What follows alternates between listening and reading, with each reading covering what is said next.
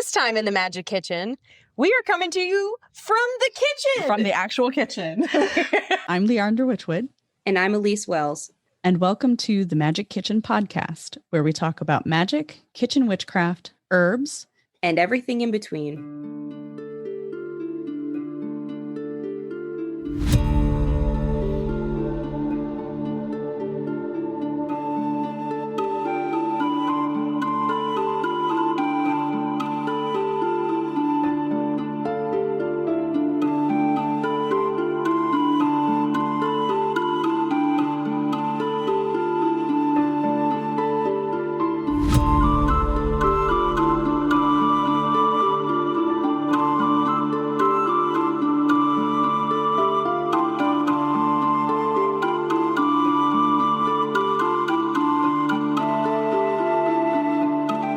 If you've been feeling a quiet tug, a deep need to better understand the natural world around you, I'm here to invite you to my newest container, a 6-week guided experience where we will learn to connect with the wild spirits around us, the plant spirits, animal messengers, and elemental forces that want to walk with us on our path. And right now, if you join this live container, you'll receive a free travel ritual kit crafted by my own hands to help you keep the magic alive no matter where you are. But supplies are limited and they are going fast. Click the link in the show notes to get more information or visit leandrawitchwood.com. I'll see you in the grove. We are going to be doing a Kitchen Witches Hearth special for this episode where we're actually going to cook something with you all and talk about the magical significance behind it all as we do so. Mm-hmm. Tell them what we're making, Leandra. Okay. I feel like we're hosting a very different show now. It is like this. So just to give you a background, like this is something totally new to us. We're kind of like feeling it out as we do it. So if there's something you guys really like let us know. Yeah, because it's harder. So It's way harder. If no one says they like it, we probably won't do it again. We probably won't go through all those efforts. Yeah. So let us know. So Elyse and I were talking a while ago about pickled onions. So I don't know how we got on the subject, but we were talking about pickled onions. Well, I think because we both like them, and I had out like a bag that I bought, and I was like, I wish I could make them. But every time I make them, for some reason, every pickle I try to make, they mold. They always mold and fast, like by the end of the week. That's weird. I know. So I'm going to help her out today, and I'm going to share with you guys my pickled recipe, my pickled onion recipe. Now, disclaimer, I will come away from this and I will figure out the ratios because I don't cook with ratios. That's why it's so hard for me to come up with recipes because I kind of just go with it. And when the meal tells me enough is enough, I stop. So I go off instinct, I go off experience. And a lot of that means that I don't have a recipe in my head. I'm like, I think that's about the right amount. So that's what we're doing right now because I don't have the recipe.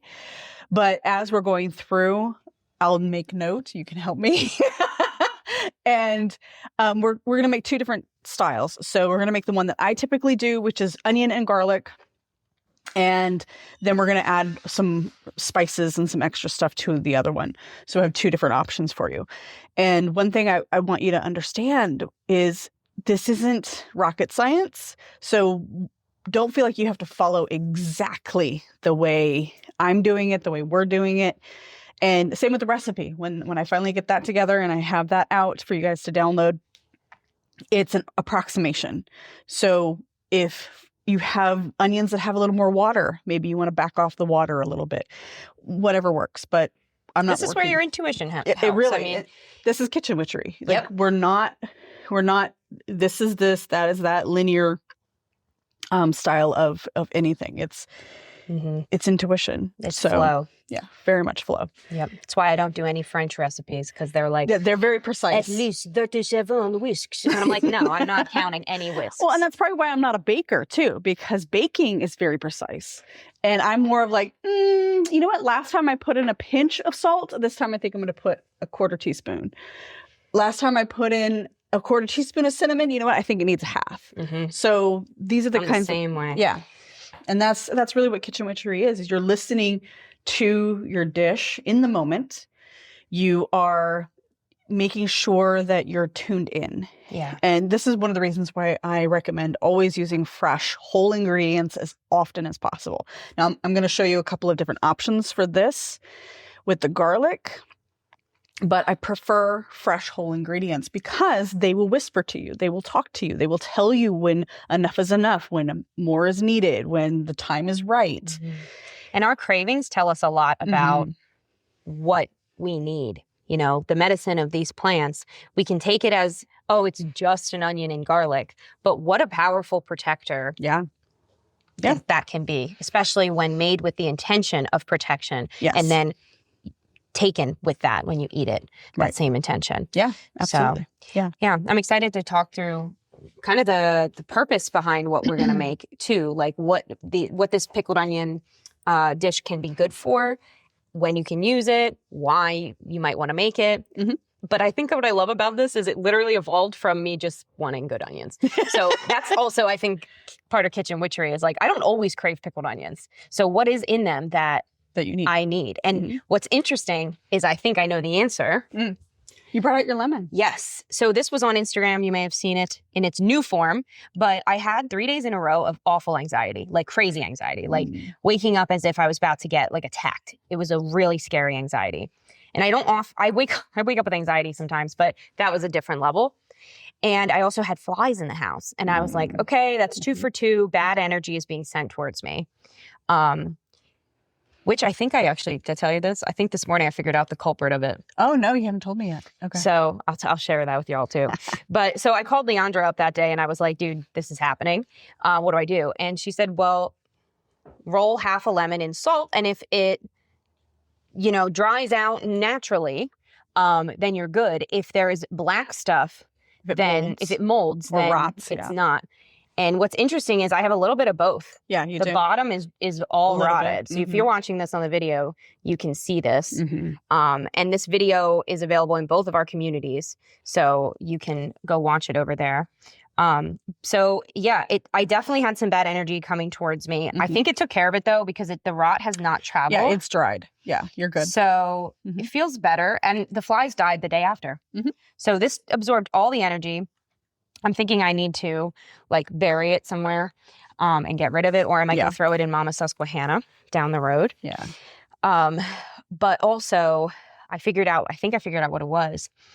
But what's weird is it was posted and deleted about 3 months ago, but Reddit apparently catalogs its deleted posts. Oh. And I was Googling myself because I was looking for SEO, how my stuff was ranking. How you're showing up. Gotcha. Yeah, we were testing out our new website. One of the behind the scenes things that we have to deal with. Yeah.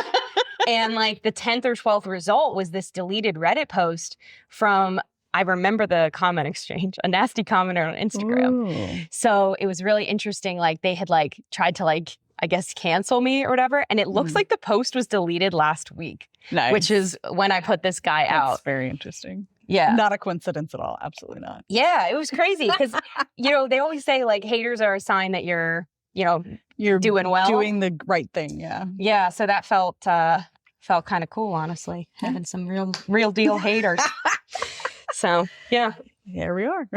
So that's, I think, also why I've been craving these guys. Is because we'll talk about this while we're cooking, but this is a highly protective and cleansing recipe. So this is great if you are feeling that way, if you feel like you need some nourishment, but also you need to cleanse some energy out of your life. And that might include people, so be careful. We've talked about that. We'll talk about it more when we're doing this. So should we get started? Yes. All right.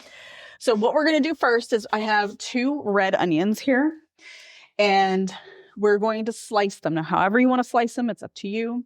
I typically try to make them as thin as possible because we're actually going to cook them. Can you grab a jar? We're actually going to cook them in the jar. So we have, what you're going to want is your desired style size of jar, whichever one you like. And you want enough onion to fill your jar and then enough liquid to cover the onions. So what we're going to do is we're going to slice the onions really thin, and we're going to put some vinegar with a little bit of water. Again, I don't know the ratios yet. I will figure that out for you. And so garlic, vinegar, water, salt, pepper, bring that to a boil. and sliced onions go in the jar. Pour the hot mixture over the onions. Make sure it covers. Close it, seal it up, and let it can on its own. Let it cook on its own. So you just leave it out on the counter. Super simple. Like literally takes 15, 20 minutes. Yeah. I'm hopeful that after I've learned this, I can just make them fine. and keep them around. So some of the ingredients we're using, we have white vinegar and garlic. So that's going to be our first one. So just plain old white vinegar. If you want a more sharp flavor, if you want to tone that down, you can use apple cider vinegar. I like white vinegar because I like it sharp. I want to know that it's there when I'm putting it in my food. One of the reasons I make this, one of the reasons I use this recipe is to cut the richness of meals for flavor wise, but also I want to know that it's there if I'm using it magically. I want to know that my intention is relevant and evident. That's the word. Evident. Yeah. So onions are really good for communication. They're good for cleansing. And then garlic, protection. Super simple. So cleansing and protection all in one.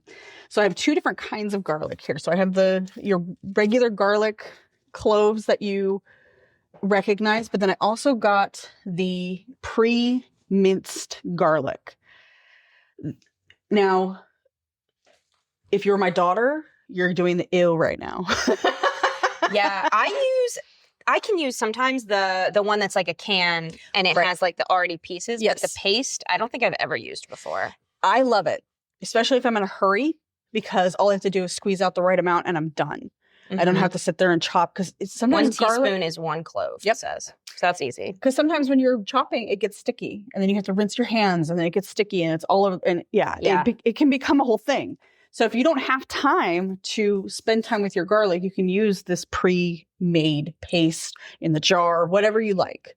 It's still good. It's still going to work. All right, ready? All right. So, do we want to both chop onions? If we want to, or one of us can do it. It's fine. Yeah. And I brought 2 different knives. These are from my house. I always like to emphasize, make sure that you are using really sharp knives. You don't want dull these knives. These are amazing. They're really good knives. And the reason we do that is because you don't want to accidentally cut yourself. So if you're forcing your knife through something, you run the risk of really cutting yourself. Yeah. Yep. Been there. I remember the first time I used a mandolin, I literally lost about a quarter of my pinky. And it was like 2 a.m. because I'm Greek. I like to have my salad when I want to have my salad. So I was making a choriatiki, like a Greek salad, literally at like 2 a.m. And summer break, I was a teacher, different times. And I literally lost like half my pinky. 2 a.m. I was not about to go to the emergency room. It's going to be an $800 visit. So I just wrapped it up and check it out, people. No scarring. It looks great. That's good. Slice like rings, right? I don't do rings. So I would cut it in half because when I was teaching Teen Battle Chef, we always taught the teens to make a flat surface so they're not rolling around. So we never did rings. So just like that. And if you want to go the other way, it's totally up to you. Yeah, I'm left-handed, and this might be the first time it's ever been relevant on a podcast. So what I'm going to do over here is I'm going to... Yeah, perfect. I just want the vinegar and the garlic. And if you... Both of them or the paste? I'll use this one. And then if you need the apple cider vinegar, it's up on the tippity top there. Let's do that one on the next one. Okay. The apple cider. So what I'm going to do, I'm going to estimate, are we going to do the 1 onion or you want to do 2 onions? I mean, I will eat them. Okay. Yeah, we can do 2. So I'm going to estimate, if I can get the thing open. I'm going to try and estimate and like I said, I don't have. Do you want a measuring cup? I have one of those like liquid ones. Okay, no, actually I'm going to show you guys a trick. So if you don't want to pull out the measuring cup, I'm going to show you a trick. This will give you more liquid than you need, but this will give you a good idea of how much you need, or at least you'll have more. Just use your jar to measure how much vinegar you want. Oh. That way you know it's going to fill the jar. And then brilliant. I'm going to add a little bit of water. I'm probably adding, so that was about 16 ounces of vinegar. I'm guessing here. It's like, what, 3 ounces of water? Yeah, that was about... I'd say that's a third cup of water. It's about 14 ounces of vinegar, and that's about 2 ounces of water. Yeah, that was more like a half cup of water. Yeah. So... my European friends are always like, what is your American cup this, cup that? One of my friends was like, all the books published in America, there's just something about them that I just try to avoid them. One of my friends was telling me that in Greece. All the cookbooks, I should say. Yeah, all the cookbooks. And I was like, what do you mean? Like, is it because American food's like toxic? Or she's like, no, I don't know what the heck a cup is. How do you guys all have the same size cup? Because we do. That's funny. Yeah. So I added the vinegar and the water, and I'm going to bring that to temperature, and then I'm going to add some salt. So you notice I'm taking the lid off the salt because I want a little more than just a little bit.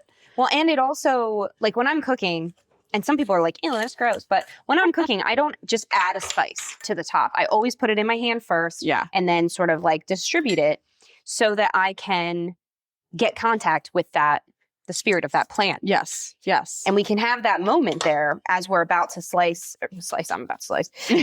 we're about to add an ingredient to our pot or our food. Right. It allows us to set the intention literally with our palms, with our hands. Absolutely. Because what is our hands, if not our energy centers? They are. They are the place to start. So I added about a half a teaspoon of salt and maybe a quarter teaspoon of pepper. You can adjust that to taste. I always recommend salt and pepper. Adjust it to taste. You don't want to just be exact because not everything's the same. If you get an onion that's not quite in season, it's not going to have... Oh, they're getting me. They're getting you. Oh my God. It's just like the other 10. Leandra was over for 4th of July. Do you want me to take over? Maybe. Oh, Okay. They're getting me. And Look, people, honestly, I'm not exaggerating. They really get me. I'm putting about a tablespoon of garlic in there of the paste. All right. Tablespoon of garlic. Yeah. So a lot more garlic than you did everything else. Holy right. bejeebus. I'm going to clean that off a little bit. I'm going to move these. There. Okay.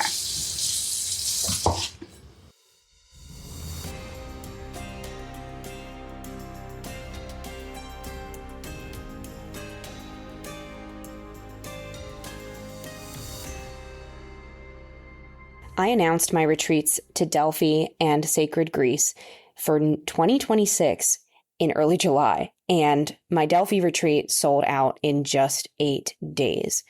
I have now added an additional retreat for May of 2026 with payment options including bi-weekly payments, monthly payments, or paying in your custom installments.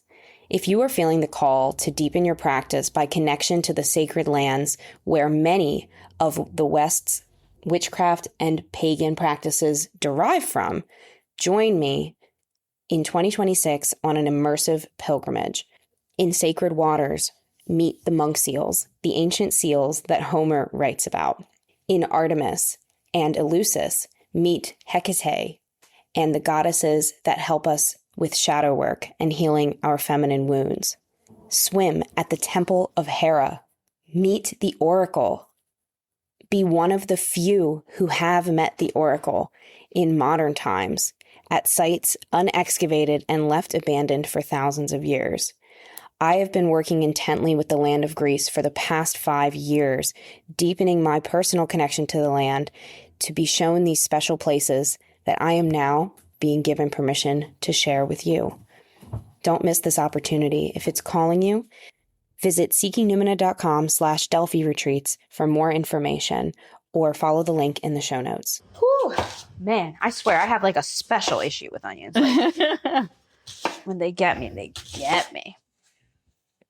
This is why I don't wear eye stuff. Yeah. I don't wear any mascara. Yeah. Do we want this garlic situation stirred up? Yeah, I can go ahead and stir that.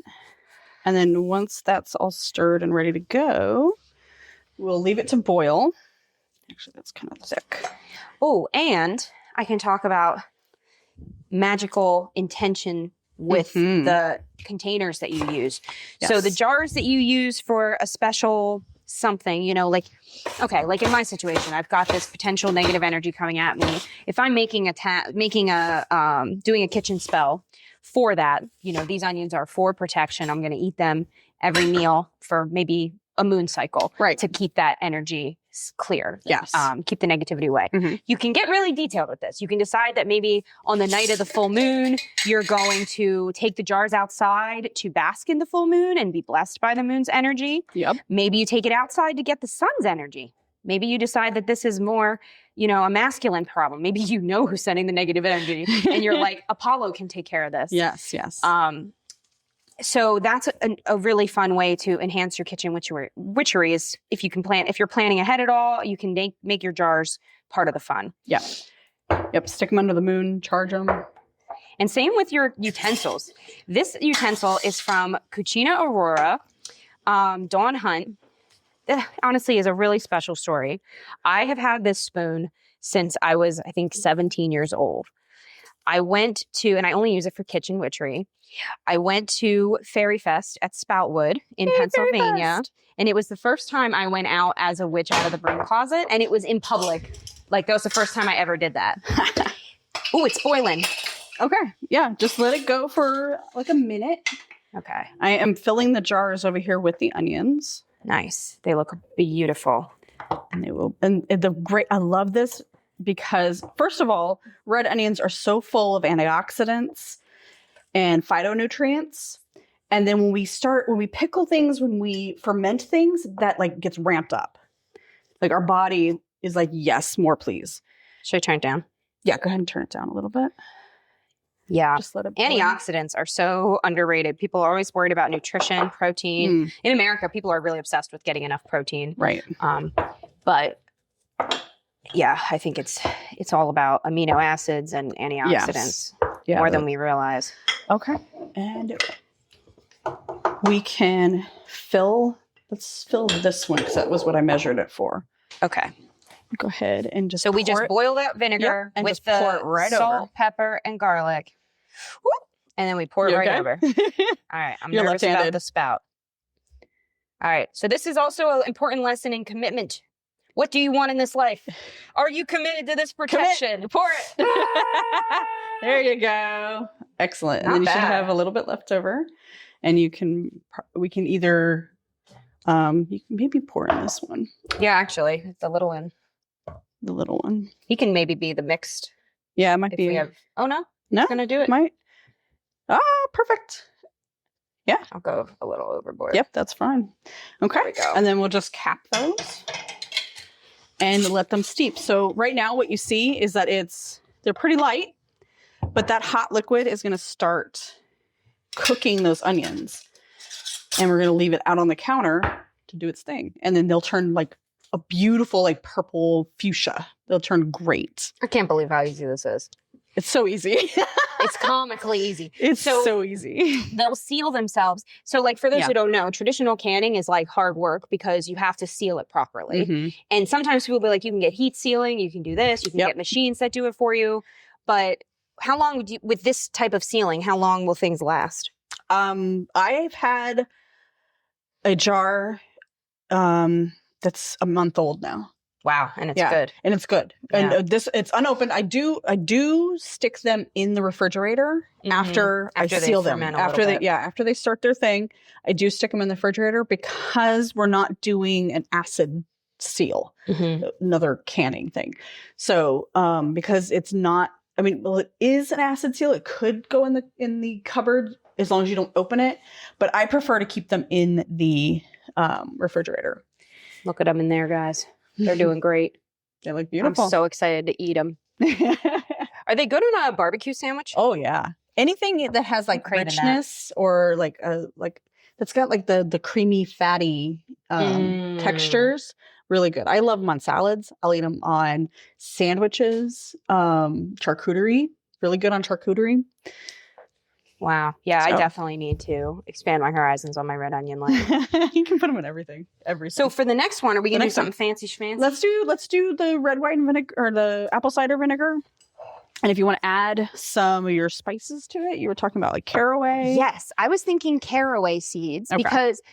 because I had it once in sauerkraut and it was really tasty. Gotcha. This is caraway that I actually got in Greece at free shout out to Cleopatra, which is the Egyptian foodstuffs. Like it's just a pipeline. They just bring it over right from Egypt to this store in Athens. So it's my grandmother's favorite place in the world. Nice. She's Greek Egyptian, so she loves all food from the region, but she makes everything with just a bit of an Egyptian flair. In fact, I'll show you since we're on camera, everybody. This is her Egyptian allspice mix that she made me. So she literally throws this on everything. It's 7 spice. If you Google 7 spice. Yeah, I remember your story about that. Yeah, and it's good. No one's mad about it, but it's funny. So yeah, I think caraway would be good. And sometimes you're drawn to an herb and you don't really know the details for why. Like I said, I think this time, truthfully, it was because I liked it in another thing that I had.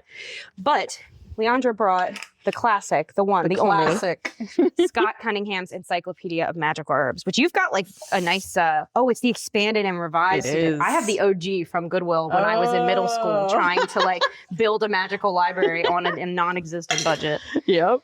Good times, good times. So let's take a look. So books like this are the best because you can go right to the back and find what you're looking for. So we're looking for caraway. Oh, these are by Elemental It's Ruler. Elemental Wait a minute. Rulers. Yeah, if you want to do the actual caraway. Oh, there. I just saw it. It's by Alpha. Oh, it's okay. He has his own page. Yeah, he did such a good job at. And there's little drawings of each herb. Should be there. There. Nice. The next one. That book is old. Yeah. There it is. I should bring mine and keep it in the kitchen. I have it up in the herbal section. It's a good idea. Yeah. So caraway has the folk name Kumul and Alcaravia. It is masculine in gender, which for the gender thing, people, the way I've come to think of it over the years, which, Scott Cunningham is no longer with us. He's one of the greats. He was gay, right? I believe so, yeah. Yeah, he's an LGBTQ leader. It's either him or Raymond Buckland, but I think it was Scott Cunningham. But a lot of the elders of witchcraft, the original authors who came out with a lot of books in the 20th century, were part of that community. So, yes. It's always been the case. It's not just some newfangled thing. But with the binary of genders in plants, I honestly just see it as which side of the polarity do they hold. Right. Because there's a polarity. That's how energy moves. So what we call that polarity doesn't really matter, but left and right, whatever. But masculine is just the word that has been used the longest. I'm still waiting for something better. Well, and I think we get confused that we think masculine, we think male. That's not the case. It's human men. Yeah, it has nothing to do with them, really. That's not what we're talking about. It's just an attribute. So apparently it is for protection, health, anti-theft, which is nice. Yep. Nice level of protection, and mental powers. So I don't know about that one. Lust as well. Yep. A lot of them are lust, but so think of lust as not just lust as sexual, but lust over something. Like your deep desire obsession. Coming towards think you. Of more obsession. That makes me think of Vedic astrology. In Vedic astrology, they have, we all have in our charts in Vedic astrology, Rahu and the other one starts with an N. And it's basically your north and south pole for those who do traditional Western astrology. But the difference is Rahu, I hope I'm not getting them switched around. If I am, if there's a Vedic astrologer out there, let us know. Yeah. Love to have you on the show. That would be awesome. Yeah, it's so interesting. But instead of just north and south being like, this is the thing that draws you and this is the thing, like your north node is the thing that you're meant to do in this life. Rahu is what repels you. It's what will keep you away from it. It'll maybe for you that Rahu might be in your house of like civic unrest. So like anytime something looks bad, you turn off that TV right away. Right. But maybe yours is the opposite. Maybe yours is in, like I said, not Vedic astrology, but the one of the 27 nakshatras that tells you that you're supposed to stand up for injustice, and you're repelled by people who don't. So all those things come into it. So that makes sense. Like lust, more like being your north node, or more like being your thing that starts with an N that is in Rahu in Vedic astrology. Well, we have to remember, like a lot of the times when these attributes are being established, they didn't use the same language we do. Yeah, meanings of language words were evolves. different. Like the word virgin didn't mean somebody who was abstinent. It was more of someone who was unto themselves. I wonder if he has anything in here about apple cider vinegar. Because I was thinking about it, and it's apple. It is. So is that still going to bring in, like, to me, it's like we're bringing in the 5 elements. Yep. You're still bringing in the apple element. Yep. So you're still bringing in the vitality and the prosperity and, all of that. Yeah. And apple is also often considered the fruit of the goddess or the god or the witch, because if you cut it open, you've got the 5-pointed star in the middle. Yes. They call apple feminine. Yeah, it is feminine. So over here, what I did was I did the apple cider vinegar, salt, pepper. I didn't put the garlic in. I put the garlic in here in the jar. So that's a little bit different. And then I put the caraway seeds. So again, didn't measure. I asked the caraway seeds. I don't know if we caught that, but I was asking the caraway seeds how much they wanted to be in there, or how much of them wanted to be in there. So again, I didn't measure, but it was like a tablespoon. Maybe a teaspoon. Yeah. It wasn't a whole lot. So I'm going to let that, because it's got caraway seed in it, we're going to let that boil just a little more of a simmer. And then we'll pour it over. And if you look, these are already starting to turn pink. Oh, so they're already cooking, and they'll keep cooking. Awesome. Yeah. This is so awesome. This is one of my favorite things to do. I used to can and preserve all the time. And like you said, it's such a chore. It's a whole day event. It's a whole day event. Because I used to do my own tomatoes. I used to do all kinds of stuff. And it just became this, I would spend a weekend in the kitchen, and that's all I would do. Yeah. So there was no actually cooking meals. It was just preserving. I think, and that's a reminder of, we were never meant to just do it on our own in our house. We were supposed to go to our friends or grandmas or cousins. It was a social event. And it was social. A communal event. Yeah. Maybe once I get my act together on gardening, we can do it again together. And then it won't be so boring. Maybe. Yeah. Yeah. Yeah. Because a friend of mine also, she was like, do you want to come over? We're doing canning day. And she actually... But this was when we were a lot younger, and her grandmother was still with us. Her great-grandmother was still with us. Like, it was amazing. Like, her mom, her, and we all grew up out in Amish country. So I think a lot of that communal just thing. kept going. Yeah. So that was really fun. And the other day, it's going to make me a little sad. Aww. The other day I asked her, like, why she doesn't can anymore. And she said, well, it's just me now. Yeah. My mom doesn't want to drive out here. And grandmas are both gone. Yeah. So I think that's really... It keeps their memory alive, though. It does. And I think that's one of the reasons why we lose these arts and these styles of cooking, because the elders die out and we don't continue. Yeah, we don't pass it on. The next generations. Yeah. Okay. Oh, and another note on the spooning thing here. I'm going to make it boil a little bit. I always, when I'm doing kitchen witchery, I like to stir in clockwise, deosil, as we say in old-fashioned witchcraft. No one knows that word anymore. No, they don't. It looks like deosil. Yeah, it does. So if you've been reading that word in your head, it's the same word. It's the same word. It's deosil. Yeah, and that's how I say it, because that's how people recognize it, deosil. Really? Deo, because day. But, but I say deosil because nobody knows it's gesso. Yeah. I used it the other day, and with one of my friends, she said, huh? Turn in how? What's widdershins? Yeah. And then, I stir in 3 times what I'm intending, the good things that I'm inviting towards me. And then widdershins, or counterclockwise, I banish what I no longer want. So, the negative energies, the creeps, so with the this weirdos one, on the internet. Widdershins, or anti-deosil or anti-clockwise, would be an ideal way to stir this, because if we're using this as a specific cleansing technique, you want to pull away. You don't want to attract in. And it's funny because I don't know if it's like a nervous thing, but whenever I stir things in, I always do both. I always invite and I always banish. Well, and no, it's a good practice, because when you're banishing something, there's going to be a void.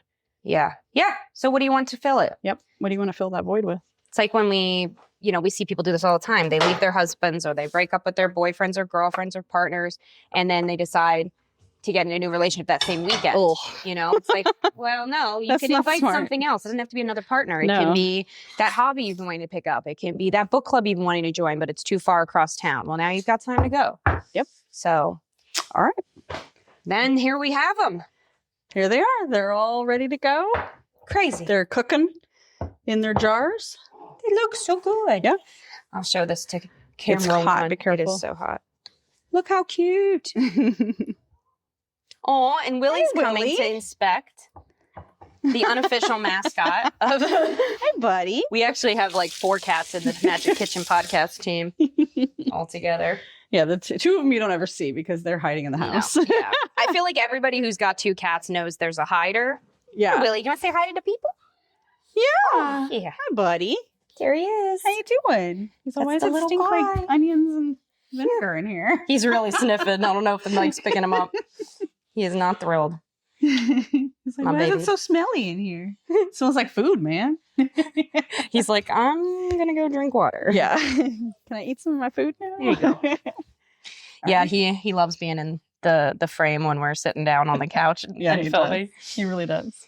So All I hope you all enjoyed Yeah. this experiential Kitchen Witches Yep. adventure. And if you want us to Kitchen Witches Hearth. keep this up, like, yeah, let us know because it's a lot of work. Yeah. But we'd love to do it again. So just let us know if you liked it. Let us know if you're going to watch it. Yeah, absolutely. It's finally time.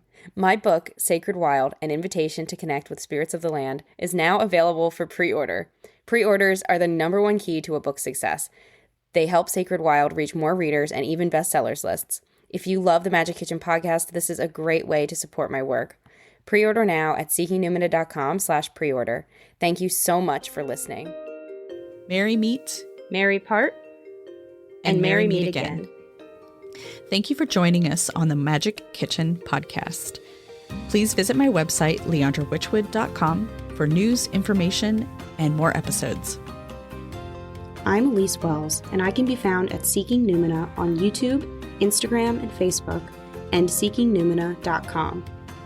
That's Seeking, Numina.